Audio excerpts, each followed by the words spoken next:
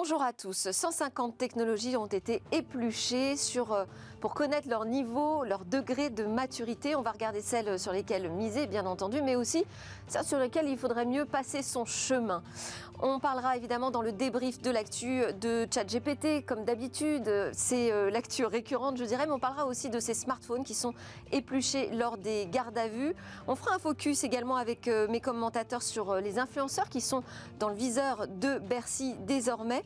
Et puis, interview spéciale culture en deuxième partie de Smart Tech, puisqu'on a 2 jeux vidéo cultes qui sortent en version film. On parlera donc de Tetris et de Super Mario Bros, le film. On terminera cette édition par notre chronique Où va le web? Mais d'abord, donc, regardons ces 150 technos sur lesquels miser ou non.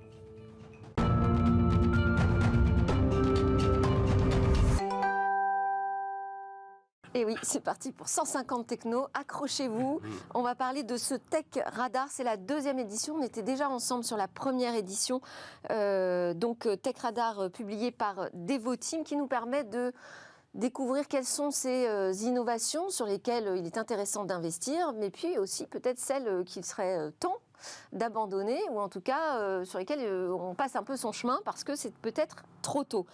Avant d'entrer dans ce sujet, je vous présente donc mes invités en plateau aujourd'hui. Alain Staron, bonjour Alain. Président d'Artfit. Bientôt, je donnerai que le prénom comme dans les matchs de foot. Gérard As. Avocat, coprésident de l'association Les Jurisnautes. Tristan Nito, entrepreneur du numérique et auteur du podcast L'Octet Vert. Donc vous allez être mes commentateurs sur l'actualité. On a plein de sujets ensemble très chauds à débattre. Godefroy de Benzmann, merci beaucoup d'être avec nous pour nous parler donc de votre nouveau Tech Radar. Il est sorti tout juste cette semaine. Il sort ces jours-ci. Voilà, il sort ces jours-ci. Le premier événement, c'est le 18 avril, donc on est un peu en avance de phase. Toujours, dans Smart Tech, on est toujours en avance. Mais alors, on va regarder, justement, il y a des technos sur lesquels il ne faut pas être trop en avance, visiblement. Alors, on a plutôt...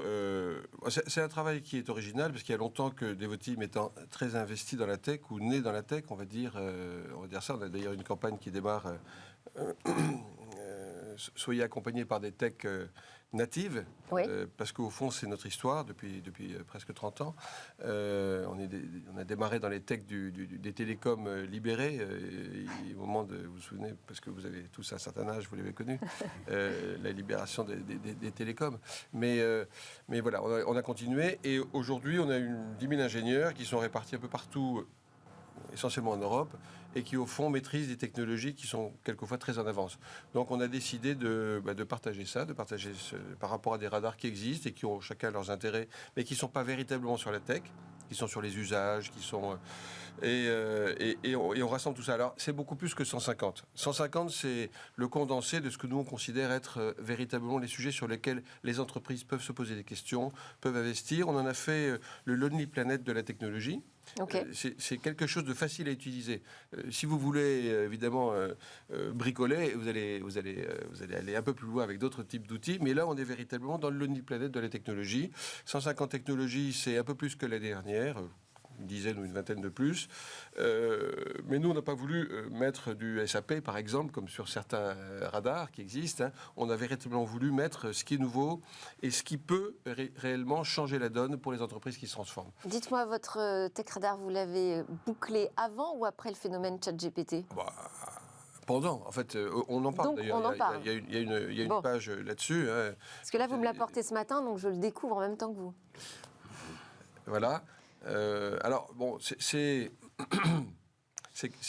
pas 10 000 ingénieurs qui ont travaillé dessus, mais c'est quand même des remontées de terrain de 10 000 ingénieurs. Et c'est une communauté de 96 ou 97 personnes qui ont travaillé pour se mettre d'accord sur ce qu'on voulait véritablement mettre en lumière.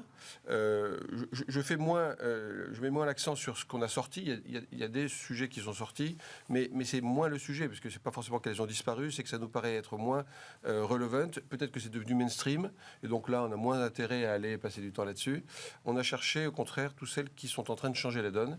Et il y en a 150 cette année, je ne sais pas combien il y en aura l'année prochaine. L'essentiel, les 90%, étaient l'année dernière quand même. Ok, mais quel est l'usage pour les entreprises de ce Tech Radar ? Vous dites c'est le Lonely Planet, mais comment je m'en sers ? Donc je vais regarder, moi, quel est mon besoin. Elles sont classées par grandes catégories. Okay. Vous avez tout ce qui touche au cloud et aux infrastructures du cloud. Vous avez tout ce qui est data, intelligence artificielle, tout ce qui est cybersécurité, tout ce qui est développement d'applications digitales. Vous avez tout ce qui est sustainability. Et vous avez tout ce qui est automatisation. Voilà, c'est les grands domaines que couvre Devoteam aujourd'hui. Vous employez plein de termes en anglais parce qu'il est en anglais uniquement ? Alors, il est en anglais, absolument. Okay.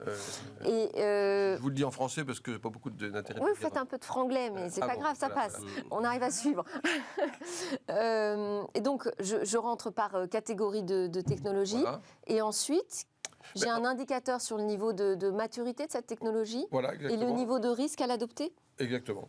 Et on a... C'est vraiment simple. Vous pouvez découvrir. Pour une entreprise, c'est une manière de se dire j'entends parler d'eux, je travaille dans tel domaine, je voudrais regarder où je me pose des questions. On est moins dans les usages, comme certains radars. On est véritablement dans la technologie. Mais il y a quelque chose qui se passe depuis maintenant 4 ou 5 ans, c'est que la maturité des entreprises a bondi. Je pense que tout le monde aujourd'hui a une très bonne compréhension de ce que c'est que le cloud. Même si on est quand même en retard sur l'adoption du cloud en Europe, visiblement. Alors l'adoption, c'est une chose, mais vous avez raison. Mais la compréhension de ce que ça veut dire et des technologies qui en sont les sous-jacents, aujourd'hui, les entreprises elles savent très bien où elles vont et on rentre dans une phase de commoditisation. Donc aujourd'hui, le sujet, c'est l'adoption. Vous avez raison. Et je dirais que la révolution qui arrive, c'est le cloud natif. C'est-à-dire, une fois qu'on a compris comment on virtualise les infrastructures, le sujet maintenant, c'est de se dire, si je veux les bénéfices attendus du cloud, on ne les a pas aujourd'hui. Parce qu'en réalité, pour les avoir, il faut véritablement une architecture dans le cloud. Et il faut donc repenser un système d'information, des processus cloud natif. Et ça...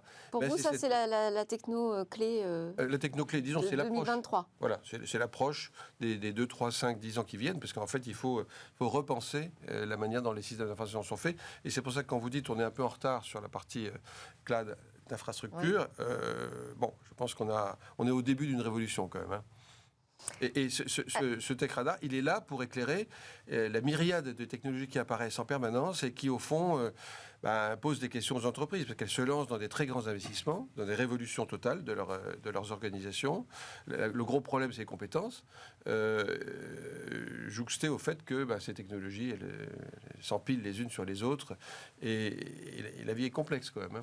Après, ça dépend aussi à quoi ressemble mon entreprise, où j'en suis moi-même de mon niveau de maturité de la transformation numérique, quelle est la dimension, quels sont les marchés que je vise, mes besoins. Est-ce que on va forcément avoir le même regard sur une technologie si je suis une TPE ou une boîte du CAC 40 déjà? J'ai envie de dire que la beauté ou le côté positif de cette pandémie, ça a été de montrer que tout le monde en a besoin.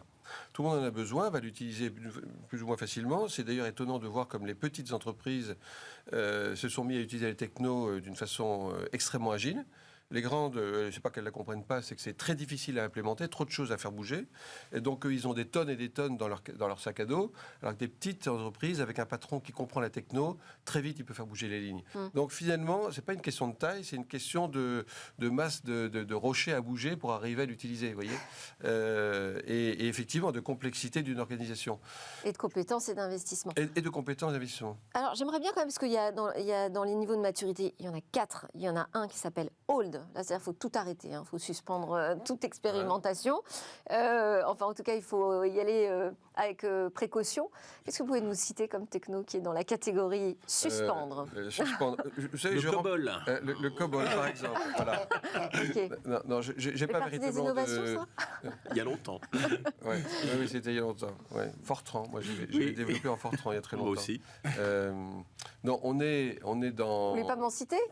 Je ne peux pas vous en citer. Ce que je peux vous citer, c'est quelques-unes qui sont arrivées. C'est dommage, parce que quand même, s'il faut arrêter tout de suite, c'est important. Je vais essayer d'en trouver pendant que... Oui. Alors, en attendant, vous allez m'en trouver une dans... essayer. Qu'est-ce qu'il faut essayer? Qu'est-ce qu'il faut essayer? Alors, je vais vous dire, j'en ai noté quelques-unes. C'est celle-là qui nous paraissait le plus... Essayer, c'est pas encore le niveau top. Hein. Le meilleur niveau, c'est adopter. Adopter, oui.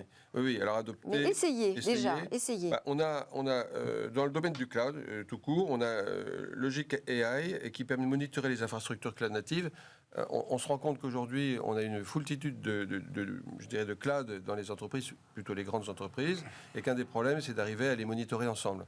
Donc ça, c'est des véritables... Enfin, c'est l'avenir. Ouais. Ça j'en ai une là, Hold. Ouais, alors je la connais pas. Ouais. Je suis mal. Hein. Non mais je connais pas toutes. Hein. Je le dis tout de suite. Kotlin, ça vous dit quelque chose? Non. Non. Ouais. Bon. Avec un cas, c'est ça? Avec un cas. Ouais. Bravo. Je ne saurais pas la définir. Donc, Ok. Ouais. Bon, Donc, créée en 2011, elle n'est pas toute jeune non plus. Hein. Non, mais ce qui est intéressant, c'est que tous ces technos, c'est les technos qu'on implémente, qu'on touche avec des clients dans à peu près tous les pays européens aujourd'hui.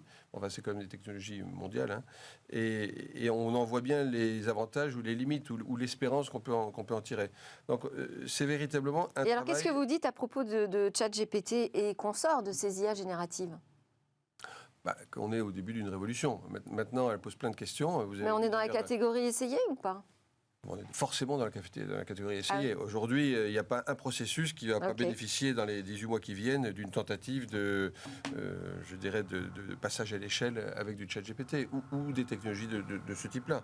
Eh ben, on va en parler dans notre débrief d'actu, parce que peut-être qu'il faut marquer une pause, comme on nous le suggère. Il y a une pétition qui tourne en ce moment à ce sujet. Merci beaucoup, Godefroy Benzmann. Je pense que le meilleur conseil, c'est quand même de lire votre Tech Radar pour en apprendre davantage sur ces technos. Merci beaucoup. À suspendre, essayer, adopter ou évaluer. Radar publié par Devoteam. Allez, c'est parti pour notre débrief actu.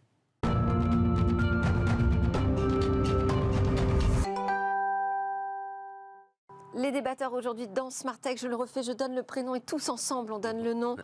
Alain Staron, président d'Artifice, je ne vous ai pas entendu. Gérard As, avocat co-président de l'association des juristes, Tristan Nito, entrepreneur de numérique et auteur du podcast L'Octévert, et restez avec nous. Godefroy Benzmann, vous n'êtes pas encore dans la bande des commentateurs, mais bien entendu, vous pourrez tout à fait participer à ce débrief, cofondateur PDG de Devoteam, je le rappelle, président de Numéum. Donc vous représentez aussi toute cette industrie du numérique. On va commencer avec une actualité très juridique et sociétale en même temps, ces smartphones épluchés lors de garde à vue. On a de plus en plus de témoignages autour de nous, de manifestants qui nous disent on me demande de déverrouiller mon smartphone, on épluche tout ce qu'il y a à l'intérieur, mes réseaux sociaux, mes contacts. Est-ce que ces pratiques sont conformes, je dirais, à ce qu'on a écrit dans notre loi française? Alors non. Non, pour une raison très simple, c'est sur le cas particulier du manifestant. Oui. C'est un droit constitutionnel le fait de manifester. C'est sa liberté d'opinion et de montrer que l'on n'est pas d'accord. Si on vous arrête et quand vous manifestez, vous ne commettez pas un délit. C'est simplement votre expression de citoyen. Donc si on vous arrête et qu'on vous demande d'avoir accès à votre portable et de le déverrouiller, là, vous avez le droit de vous y opposer et j'allais dire, et même si jamais on vous arrête, de garder le silence. En revanche, il y a un autre cas. Si je suis en garde à vue, c'est peut-être parce que je suis soupçonnée d'avoir causé un délit. Parce que Darmanin fait une bavure, hein. Ça peut arriver quand même. Hein. C'est déjà arrivé. Il est possible que ça se reproduise à nouveau.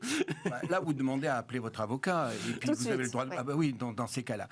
En revanche, le souci, et notamment sur la question du déverrouillage de portable, c'est que en fait, il y avait en l'espèce un dealer qui avait été arrêté en flagrant délit et il passait en fait ses commandes ou ses livraisons via son smartphone. Et là, il est en garde à vue et la police lui demande de déverrouiller son smartphone. Il refuse et là, il l'accuse de délit, de ne pas collaborer avec la police et se pose la question, et ça va aller devant les tribunaux, de savoir s'il a le droit de s'opposer à cela.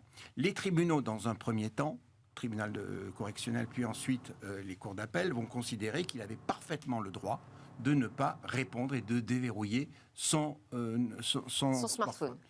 Là, ça va jusqu'en cour de cassation, et là, la cour de cassation considère que dès lors que sur un smartphone, vous avez la possibilité d'un déverrouillage qui se fait de manière cryptée, et c'est notamment les iPhones, notamment. Bon, tous les nouveaux smartphones maintenant sont verrouillés par des codes ou par de la reconnaissance faciale. Elle considère que c'est une convention de cryptologie, c'est-à-dire que ça relève de l'article 26 de la loi sur la confiance dans l'économie numérique. Et là, elle applique l'article 432.15.2 qui dit qu'à ce moment-là, c'est un délit. Et donc, elle condamne, elle renvoie la décision devant une cour d'appel en disant il faut le condamner parce que là, cette opposition n'est pas acceptable. La cour d'appel refuse, et donc ça revient devant la cour de cassation qui, en assemblée plénière, décide que le déverrouillage d'un téléphone dès lors qu'il a été crypté, c'est un délit et ça doit être... En fait, on embarque dans notre poche des technos beaucoup trop perfectionnés par rapport à notre besoin, parce qu'on se retrouve sous le coup de lois qui ne sont pas forcément prévues pour ce cas d'usage. Absolument, mais en fait, finalement, dans votre téléphone, vous avez tout. Vous avez votre vie privée, vous avez votre vie entière, vous avez votre carnet d'adresses, vos amis, peut-être des notes qui peuvent être éventuellement très intimes, etc. C'est comme si on violait votre domicile. Finalement, c'est votre domicile que vous portez sur vous. Et votre domicile, on ne peut pas le perquisitionner sans qu'il y ait un juge qui intervienne et qui dise « Ah bah oui, c'est cette personne, il faut aller perquisitionner chez elle parce qu'elle a fait des choses suffisamment graves qu'on soupçonne et qu'il faut confirmer. » Mais là, c'est votre téléphone. Si c'est finalement un clone de votre numérique, enfin de votre domicile numérique, on ne peut pas demander juste comme ça à un policier que tout ce que j'ai chez moi. Comme ça. Ouais. C'est exactement en fait ce qui s'est passé et c'est pour ça que les cours ont résisté en disant finalement il y a des moyens de pouvoir accéder au portable. Cette solution de facilité que demandent les enquêteurs, elle est disproportionnée. Affaire à suivre. Parce que alors, ça va on a trois tweets que je voulais montrer de Mathieu Audibert, qui est officier de gendarmerie, doctorant en droit privé et sciences criminelles. Il nous explique dans quelles circonstances refuser de communiquer le code de déverrouillage de son téléphone est une infraction pénale. Donc il nous dit qu'il faut que l'infraction soit caractérisée. Le téléphone doit être équipé, vous l'avez dit, d'un moyen de cryptologie. Donc en gros, c'est quand même le cas de la reconnaissance faciale ou la reconnaissance de l'empreinte digitale, j'imagine, tombe dans cette catégorie. Même le code. Juste un code. Même le code. En fait, la question est peut-être est-ce que le contenu est chiffré sur le téléphone? Et ça doit être ça, en fait, je pense, l'élément déclencheur. Si le contenu est chiffré, crypté, le vrai mot c'est chiffré, mais je suis un peu pédant. Et donc, c'est mieux d'employer le bon terme, je suis d'accord. Voilà. Alors s'il est chiffré, à ce moment-là, il y a convention de cryptologie, et donc, mais en fait, c'est pas vous qui décidez. Quand vous achetez un smartphone, un iPhone, par défaut, il est chiffré, et donc, de facto, quand vous ferez arrêter cette convention de cryptologie, on nous met entre les mains une techno qu'on n'a pas forcément réclamée. Nous, on n'est pas. J'allais dire 98% des gens ne font pas des choses illicites. Alors, il faut que le téléphone ait été utilisé pour la préparation ou la commission d'un crime ou d'un délit. Oui. Mais ça, je ne peux le savoir qu'une fois que je suis rentré dans le téléphone. Ou lorsque vous êtes pris en flagrant délit. On suit quelqu'un, il y a plein de choses qui peuvent se passer. En fait, si vous voulez, la vraie question, c'est qu'aujourd'hui, les technologies, puisque là on parle sur les technologies, c'est la question de savoir sécurité ou liberté. Et en fait, on voit que la balance, elle va vers la sécurité et vers moins de liberté. Le détenteur du téléphone doit avoir été informé aussi de ces deux éléments. Et ensuite, il nous précise quand même que justement, par rapport à la perquisition, une perquisition, pas besoin d'appeler son avocat. Non, il y a un juge qui a décidé, et puis il doit y avoir l'effet de surprise. Et là aussi, donc ça ne sert à rien au commissariat de dire « j'appelle mon avocat ». Oui, mais si vous voulez, le problème, c'est que quand vous êtes pris dans une garde à vue... Enfin, moi, je vous appellerai peut-être quand même. Oui. Quand vous êtes dans une garde à vue, vous vous sentez vraiment seul. Donc, à ce moment-là, c'est bien qu'il y ait quelqu'un qui vienne et pourra rappeler les choses, dont notamment, vous avez le droit de garder le silence. En revanche, dès lors qu'on est soupçonné d'avoir commis un crime, le fait de résister, cette résistance pourra faire l'objet d'une sanction. C'est quand même 3 ans d'emprisonnement et 225 000 En tout cas, on voit que là, on est face à des nouvelles pratiques qui nécessitent peut-être de repenser quand même les règles et nos lois et de les adapter, encore une fois.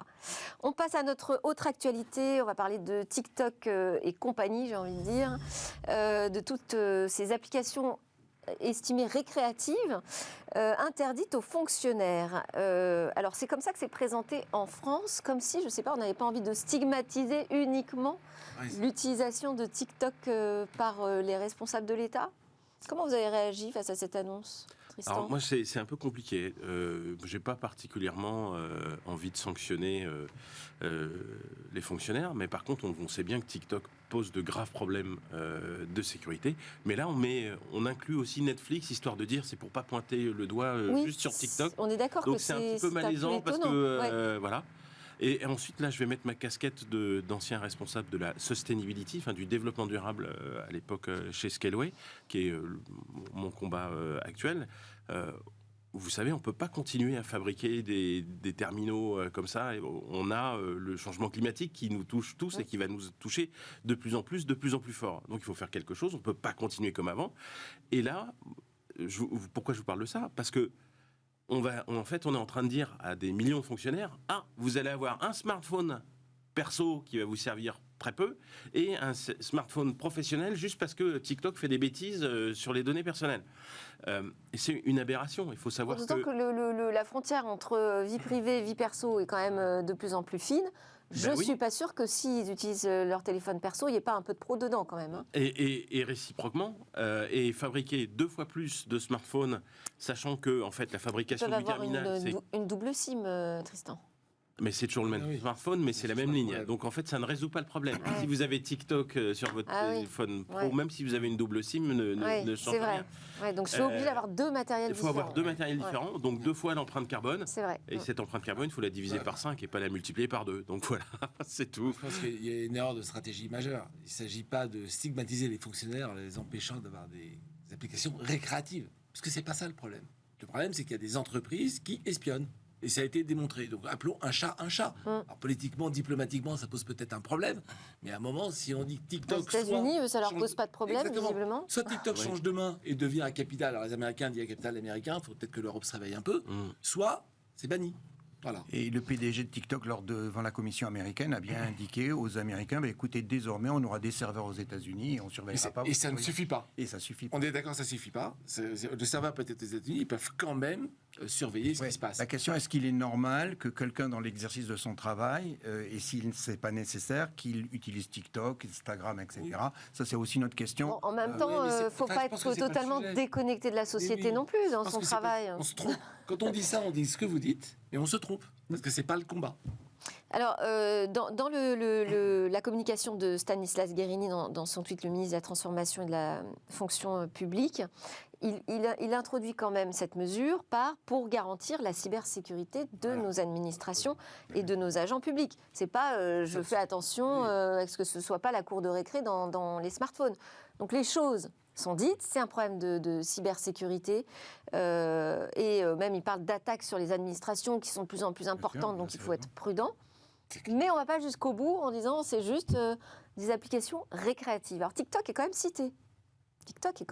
C'est le sujet quand même. On a du mal à passer. Une réaction peut-être, Godefroy, je pense qu'on a tous, et nos entreprises ont le problème, exactement le même problème. On cherche des solutions. On évoquait avant l'émission ce que nous, on cherche à faire chez Devoteam. On voulait cloisonner à l'intérieur des mobiles des partitions. Je pense qu'on vit tous le problème. Et c'est comme un sujet sur lequel on sera obligé de prendre des décisions. Mais c'est pareil. En fait, toute la vie des personnes, des entreprises, doit être repensée au regard de la technologie. Et c'est pas fini. Et ça nous gêne. Mais on va quand même être positif sur cette démarche. C'est que ça a le mérite de nous faire prendre conscience, alors je dis nous, mais plus largement l'ensemble des fonctionnaires et même l'ensemble des Français, ça met le sujet sur la table, faire prendre conscience quand même des risques à utiliser des applications dont on ne comprend pas ou dont on ne connaît pas forcément très bien tout le fonctionnement. Snowden, il l'avait dit à un moment donné, ce qui a fait que ça a permis d'avoir le RGPD. Pourquoi TikTok n'appliquerait pas les mêmes, si vous voulez, règles de fonctionnement que font les plateformes américaines. Donc c'est bien de résister. Moi, je pense que vous gagnerez avec des exemples. De piratage. Parce que ça a l'air un peu théorique, on peut croire une théorie du complot, enfin, c'est compliqué de justifier. Le point du RGPD. Si on dit que tel fonctionnaire américain, parce que ça a été démontré, il s'est fait suivre, et que le gouvernement chinois sait qu'il était là, puis là, soudain, on va se poser la question. Mais le sujet du RGPD, je pense qu'il est majeur. Toutes ces applications qu'on a sur nos smartphones et qui ne sont pas RGPD, mais c'est inacceptable. on ne devrait pas pouvoir rentrer en Europe sans être RGPD. Et c'est là où j'ai quand même du mal à comprendre qu'on continue à laisser passer et qu'on soit obligé d'aller faire ce genre de déclaration, se demander si TikTok c'est bien ou pas. Elle n'est pas RGPD, voilà. D'autant plus que TikTok, ça concerne énormément les mineurs. Hein. Là, on parle des fonctionnaires. Là, on dit qu'on veut empêcher de remonter l'âge des réseaux sociaux. Ouais. Enfin, à un moment, il faut appeler un chat un chat.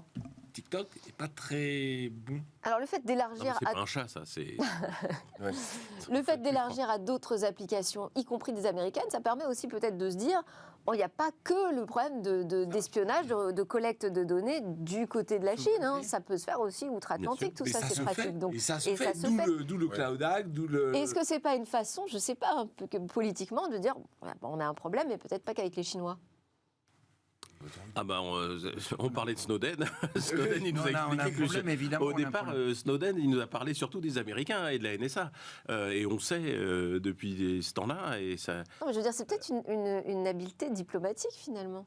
Effectivement. Pointer du doigt. Oui. Peut-être que mentionner Netflix, qui est américain, est une façon mais vous aussi, de mouiller un peu les Américains, bien sûr. Bon, il faut quand même graduer les ennemis. Hein. Je pense qu'on a quand même plus intérêt à se protéger de TikTok que des Américains. Mais maintenant, les Américains, à mon avis, c'est pas parce qu'ils ont... On est quand même en discussion ferme aujourd'hui autour du bouclier sur les données. Bien sûr. Non, mais là-dessus... Mais ils ont un problème avec notre RGPD, quand même. Hein. Donc, de toute façon, il faut pas lâcher, il faut pas plier. Allez, autre actu qu'on va commenter ensemble sont les influenceurs dans le viseur de Bercy. C'est Bruno Le Maire qui dévoile les mesures de sa proposition de loi pour encadrer le métier d'influenceur, réguler les partenariats publicitaires sur les réseaux sociaux. Encore un sujet pour Maître Haas, ça ? Pas que, mais en fait, c'est un phénomène de société. Les influenceurs, c'est les nouveaux vendeurs qui sont les nouveaux vendeurs. Et en fait, ils n'appliquaient pas les règles. C'est un petit peu... Et ils pensaient qu'ils pouvaient tout faire. Et face à ça, il n'y avait pas cette civilité, ce comportement, si vous voulez, citoyen. On faisait n'importe quoi. Et c'est bien qu'on rétablisse les choses. En revanche, il y avait un problème, c'est que... En fait, c'est la question des publicités trompeuses. Et jusqu'ici... C'est d'une manière générale, ce qui est intéressant, c'est de savoir la communication que fait un influenceur, dès lors qu'elle a une finalité qui est commerciale ou s'il en retire un avantage, eh bien, elle devient... C'est la notion de publicité qui a été étendue. Ouais. Et donc, on est bien face à quelque chose qui est une publicité. Et il faut que la personne qui reçoit ce message soit informée de cela. C'est un petit peu toute l'idée... Mais ça, c'est des règles qui sont déjà en place. Oui, mais c'était pas fixé. On est d'accord. Hein. C'était pas fixé. C'était jamais observé. Quand quelqu'un vous dit il faut utiliser tel service ou j'ai trouvé que tel service ou tel produit était génial, etc. Est-ce que c'est quelqu'un de désintéressé qui pense du bien du produit et en parle, ou bien est-ce que c'est quelqu'un qui est payé pour? Et là, c'est plus du tout la même chose. Et la loi est extrêmement claire. Non, ce que je veux dire, c'est sur YouTube, Google avait déjà imposé ses règles, typiquement. Alors, je vois pas à quoi vous faites référence. Tous les placements de produits doivent être signalés. Il y a une transparence qui est imposée à tous les youtubeurs. Et d'ailleurs, les Cyprien et compagnie sont allés à l'Élysée pour dire attention, on n'est pas des méchants, pas trop nous stigmatiser non plus, on n'est pas des voleurs. Il y a déjà des règles qui sont posées. Alors là, l'idée que la France dise je vais élargir et on va mieux définir qui sont ces influenceurs, on estime qu'il y en a 150 000. Mais on a le député aussi, Éric Bothorel, qui dit attention. Il a précisé qu'il ne voterait pas l'article 1 parce que peut-être qu'on risque d'aller un petit peu trop loin. Oui, mais il y avait quand même un problème, c'est-à-dire qu'un influenceur se pensait investi du pouvoir de parler de l'alcool, de chirurgie esthétique, du tabac. Ça, ce sera interdit, chirurgie esthétique. Voilà. Et donc ça a été prévu, ça a été mis en place. Après, c'est vrai que c'est un peu très large puisqu'il y a cette notion d'avantage en nature. Ouais. Donc ça, mais en même temps, il faut quand même être cohérent. Dans les entreprises, dans les organisations, il y a des règles contre la corruption, contre le blanchiment. On veut de la transparence, on veut de l'exactitude. Donc il faut que ces personnes disent exactement où elles en sont, qu'est-ce qu'elles reçoivent, et à partir de là, tout marche. Enfin, il n'y a pas de problème sur les influenceurs en général, mais il y avait des dérives qui étaient inacceptables. Bon, donc on applaudit. Allez, c'est rare. On peut. Et puis, il fallait des sanctions pénales aussi, et donc le texte en prévoit. Ouais. Et si on ne respecte pas les règles, il fallait un texte pour cela. Allez, on va parler de ChatGPT. Tout le monde était impatient qu'on arrive à ce sujet, bien évidemment. Et ces intelligences artificielles, génératives ou pas, qui menaceraient 300 millions d'emplois à temps plein dans le monde, selon des chercheurs de la banque d'investissement américaine Goldman Sachs. Alors, c'est quand même à prendre avec des pincettes, ce chiffre de 300 millions, parce que c'est dans le monde, donc il y a plein de pays où il y a très peu d'automatisation, donc ça va évidemment élargir les chiffres. Et puis tout ça, c'est si quand même les IA tiennent leurs promesses. Oui, et puis c'est une règle de droit un peu rapide. C'est pas parce que chacun va être affecté dans une partie de son boulot qu'il y a des jobs qui vont disparaître. Il y a plein de gens dont le boulot va changer grâce aux IA génératives. Ça veut dire quoi? D'ailleurs, il y a très peu, en vrai, dans l'étude, il y a très peu d'emplois qui peuvent être totalement réalisés, où les hommes peuvent être substitués par des intelligences artificielles. C'est plus une aide ou une intervention assez Qu'est-ce qu'on fait depuis la nuit des temps? Depuis 3 millions d'années, le premier outil, qu'est-ce qu'on fait? Eh bien, on fait des choses mieux, différemment. Donc, c'est un outil de plus. Il ne faut surtout pas s'inquiéter. C'est Schumpeter. Non, mais c'est positif, finalement, ces 300 000. Il y a 300 000 jobs qui vont travailler... Millions. 300 000 millions, oui, 300 000, qui vont travailler plus intelligemment. Exactement. C'est super. C'est exactement ça. Plutôt une bonne nouvelle. Il y en a peut-être quand même, il y aura quand même un peu de pots cassés, mais non, il y aura aussi des nouveaux métiers. Mais oui, exactement, mais le fait de changer, de ne pas faire dans 10 ans ce qu'on fait aujourd'hui, il y a effectivement des pots cassés, mais on grandit. Alors, quand moi, je vais prendre le contre-pied. Parce que moi, pour la beauté du geste.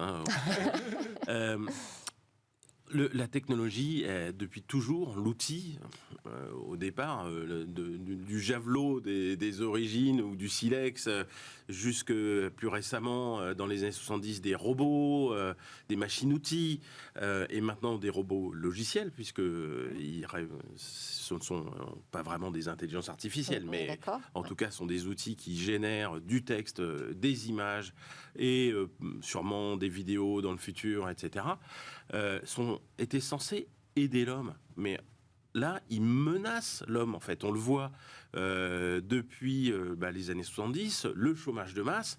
Quand vous étiez remplacé par un robot qui faisait votre boulot mieux que vous, il ne vous aidait pas. Le robot, il aidait peut-être votre patron, mais vous étiez remplacé par une machine, c'était pas un truc pour vous aider. Et là, aujourd'hui, on continue comme ça.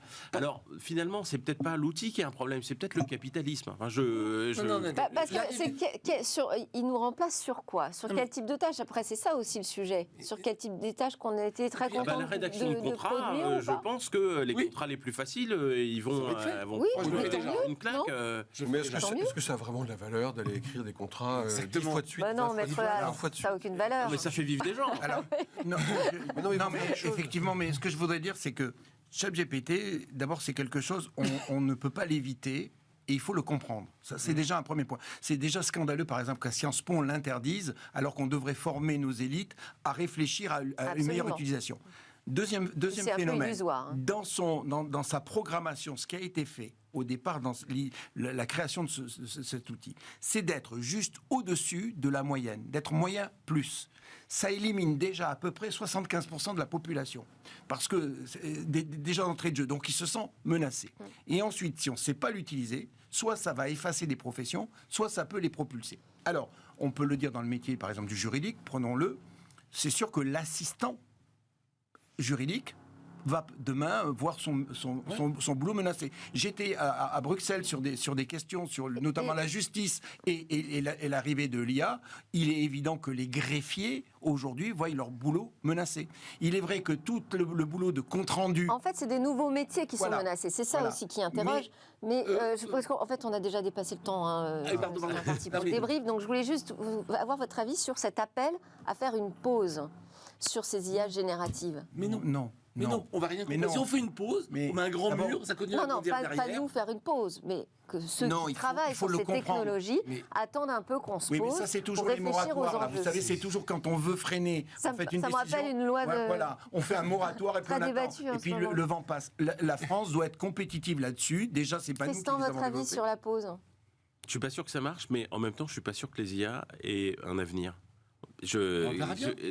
Non, mais il y a un avenir, parce que de toute façon, à un moment, il va falloir décélérer sur le numérique. Je sais que mon idée n'est pas hyper plaisante, mais on ne peut pas continuer à accélérer des dépenses énergétiques et la fabrication de matériel pour faire de plus en plus. On va parler de ce sujet, je fais le contraire.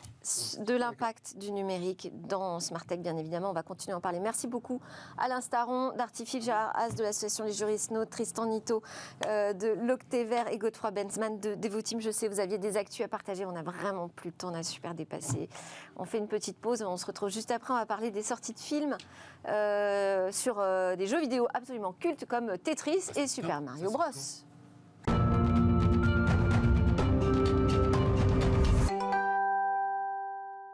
Deuxième partie de Smart Tech, votre émission sur le numérique, l'innovation. Et on va parler culture aujourd'hui, puisqu'on a la chance d'avoir 2 jeux vidéo qui passent en version cinéma, si je puis dire. Avec moi pour en parler, Stanislas Claude, journaliste culture. Vous écrivez notamment pour les sites Publicart et Culture Addict, cinévore compulsif et geek aussi, je crois. C'est-à-dire qu'effectivement, je proviens de la génération des années 80, donc forcément, toutes les références à cette époque, pour moi, elles sont acquises depuis longtemps. Et voir cette résurgence, ça fait plaisir et j'ai envie d'y participer. Bon, génial. On va commencer avec Super Mario Bros, le film, donc il sort en salle en France le 5 avril. Là. On va regarder le petit spot TV. We're the Mario Brothers, and plumbing's a game. We're not like the others who get all the fame. When your sink is in trouble, you could call us on the double. We're faster than the others, you'll be hooked on the brothers. Thank you, Super Mario Bros. It seems like the only thing you haven't drained is my bank account. Alors pour Super Mario Bros, donc c'est une adaptation vraiment du jeu vidéo au passage au cinéma. Est-ce que vous attendez dans ce cadre-là au pire ou au meilleur ? C'est-à-dire que c'est une adaptation animée, donc avec les vrais personnages de l'époque. Ouais. On sait qu'en 1993, il y avait une adaptation ciné avec Bob Hopkins dans le rôle de Super Mario, avec son frère Luigi et tous les personnages. Et là, on voit les personnages comme dans le jeu. C'est moins risqué, animé. Disons. C'est plus fidèle, ouais. Et quelque part, les nostalgiques retrouveront leurs souvenirs d'enfance, et les nouvelles générations pourront se dire « Ah, ils ont de la chance, ceux qui ont connu ça dans les années 80 ». Mais je crois qu'ils ont changé les voix, en revanche, des doublures. C'est possible, peut-être que les doubleurs de l'époque sont passés à autre chose ou ne sont plus là.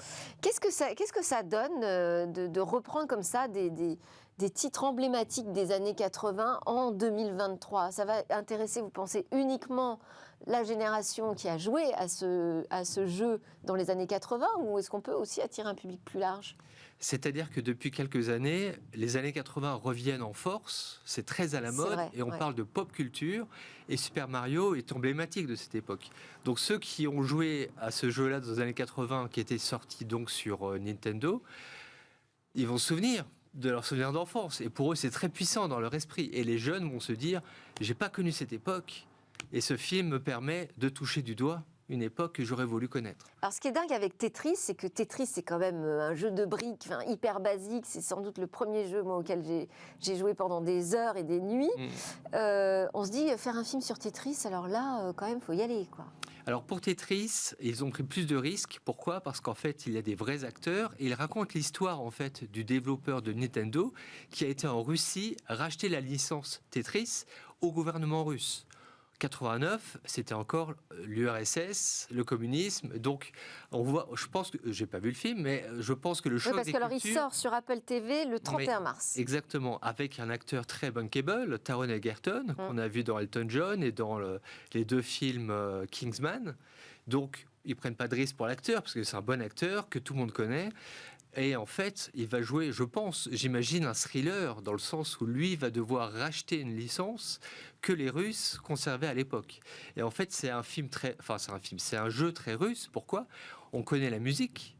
Vous connaissez, je ne vais pas la chanter, mais la musique de Tetris. Je ne sais pas si on a l'extrait dans la bande-annonce. C'est le morceau qui s'appelle Korobeiniki, ouais. Du poète russe Nekrasov. Et en l'occurrence, ça fait partie vraiment de l'héritage russe. Et on se rend compte, a posteriori, que en fait, c'est un jeu très russe. Que tout est carré. Des carrés, des rectangles, des formes qui bougent. On n'était pas tellement conscient de ça au moment où on y jouait. Ouais. C'est intéressant de se replonger dans cette histoire. Qu'est-ce que ça a donné les adaptations précédentes de jeux au cinéma ? Alors, il y avait le pire et le meilleur. Ouais. Parce que je sais qu'il y avait une adaptation de Dragon Ball, Evolution, qui était un jeu qui était passé sur ordinateur, enfin une série animée qui était passée sur ordinateur, qui n'était pas extraordinaire. Après, il y a eu des meilleures adaptations. Tout le monde se souvient de Scott Pilgrim, qui était une BD passée en jeu vidéo et qui est passée en film, avec Michael Cera dans le rôle de Scott Pilgrim. C'est drôle, incroyablement drôle, il faut le voir. Et les références. Donc là, c'est le passage plutôt du film vers le jeu. Là, c'était du jeu vers le film, Scott Pilgrim, parce que le jeu est passé avant, et c'est devenu un film. Oui, d'accord. Et il en a eu plusieurs d'autres. Non, parce que je pensais à la suite, puisqu'on arrive à la fin de l'émission. Il y a aussi le passage du film vers le jeu. C'est vrai. Ça se fait aussi dans ce sens-là. Ça se fait, effectivement. Peut-être un peu moins risqué. Oui, complètement, parce que ceux qui achètent, ils savent à quoi ils vont jouer, c'est-à-dire qu'ils connaissent les personnages et en fait ils vont pouvoir les animer eux-mêmes, les faire se mouvoir, se battre, que sais-je. Et en l'occurrence, c'est quelque chose qui peut être très très successful auprès des jeunes générations. Bon ben voilà, on sait quoi faire donc ce week-end. Tetris qui sort sur Apple TV+ à partir du 31 mars et Super Mario Bros. Le film en salle le 5 avril. Voilà de quoi remplir nos yeux. Merci beaucoup Stanislas Claude pour nous avoir donné votre premier avis sur ces sorties. Vous nous direz ce que vous en avez pensé après. À suivre dans Smart Tech, on termine avec notre regard sur où va le web.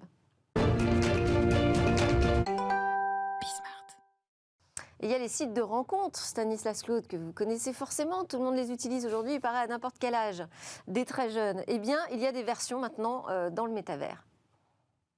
Et si un avatar draguait à votre place, c'est bel et bien possible grâce à Snack, cette application créée en 2021 au Canada, décrite comme un mélange de Tinder et de TikTok. Pourquoi ? Tinder pour la partie rencontre, évidemment, mais ici, au lieu de swiper indéfiniment des profils qui n'ont rien à voir avec vos critères, l'algorithme s'adapte à vous. Il vous propose des profils vidéo dans lesquels chaque célibataire vous parle de ses centres d'intérêt. Ça, c'est pour la partie TikTok. Mais la vraie originalité de Snack, c'est qu'elle vous propose de créer un avatar à votre image grâce à l'intelligence artificielle. Ce n'est donc pas vous qui draguez, mais un avatar généré par l'IA. L'avatar s'entraîne à vous imiter en discutant avec vous. Et une fois au point, il va converser avec vos possibles matchs. L'idée, c'est vrai, peut déranger. Des échanges humains remplacés par une version virtuelle de vous-même, qui plus est assez intelligente pour entretenir seule une conversation. Peut-être plus étrange encore, vous allez voir, l'avatar fait également une sorte de présélection pour vous. Lorsqu'il estime qu'il pourrait y avoir match avec une personne, vous en êtes informé. À vous ensuite de décider évidemment si vous voulez poursuivre ou non la conversation. Alors, convaincu, Snap cible aujourd'hui évidemment plutôt la génération Z. Selon le centre Pew Research, en 2019, la moitié des Américains entre 18 et 29 ans ont utilisé une application de rencontre.